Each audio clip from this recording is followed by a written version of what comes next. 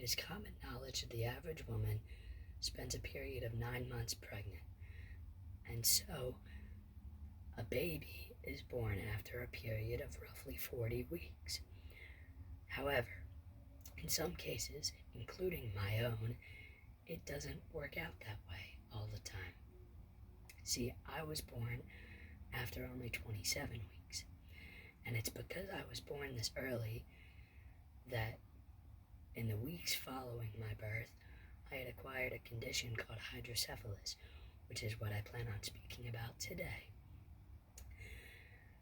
I plan on discussing everything from an overview of the discussion by mentioning symptoms and treatment options to what is presently being done with regards to research and raising awareness for this condition. Hydrocephalus is a neurological condition that results from there being an excessive amount of cerebrospinal fluid present in one's brain that cannot properly be drained. This condition primarily affects infants and can either be present at birth, which is known as congenital hydrocephalus, or it can develop later on after birth, or even further into adulthood, which is known as acquired hydrocephalus. According to the Mayo Clinic, symptoms of those with hydrocephalus include headaches, nausea and vomiting, and or impaired or blurry vision, and even more. However symptomatic, one can still be treated for hydrocephalus. In order to treat hydrocephalus, one must essentially have brain surgery to have a device called a shunt put in order to drain that excess cerebrospinal fluid. According to the Hydrocephalus Association, the most common shunt systems are as follows: ventriculoperitoneal, ventriculoatrial, lumbar peritoneal, or ventriculopleural. These shunt systems are all respectively named for where the cerebrospinal fluid flows to and from within the body. I myself have a VP, ventriculoperitoneal shunt. Therefore, my cerebrospinal fluid, that is in excess, flows from the ventricles in my brain down to my peritoneal cavity or my abdomen. However effective, though, shunts do have the chance to malfunction. And the only way to fix a shunt that has malfunctioned is to get it replaced. Now, the handling of hydrocephalus has been under control and it's been very successful. However, science is always looking for ways to improve. According to a seminar discussing hydrocephalus in children, advances in brain imaging, technology, and understanding of pathophysiology, which is the functional changes which occur within someone as a result of a disorder, should ultimately lead to improved treatment of this disorder. Researchers today are even continuing to benefit the hydrocephalus community by still furthering their research into this condition.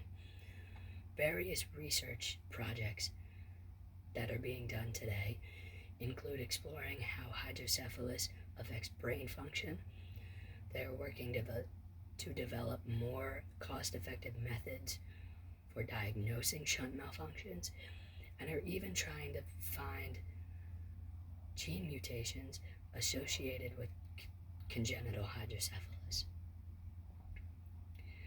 Now, while the researchers are focusing on the science portion of hydrocephalus, the people are focusing on the social portion of it. Around 1 million Americans have a hydrocephalus and are dealing with this condition. Awareness should and can be spread to benefit those with this condition. Different ways to spread awareness for this condition include making a donation to Hydrocephalus Association, becoming more educated by watching and sharing various videos, articles, and or stories, and or even take part in a Hydrocephalus Association sponsored walk nearby, or if there isn't one nearby you can join their virtual walk. Now, the importance of being aware of hydrocephalus comes from both the seriousness and the discreetness of this condition combined with one another. By that I mean, as mentioned before, the symptoms are that of vomiting, blurry vision, sleepiness, lethargy, etc., which is commonly associated with having the flu.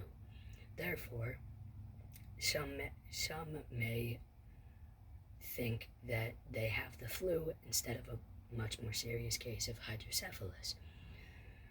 And with a condition like hydrocephalus, it has to be treated. The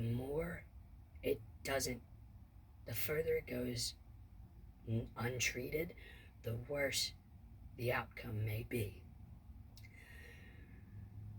It can be fatal if it goes untreated because the pressure keeps building around your brain as this fluid doesn't get released.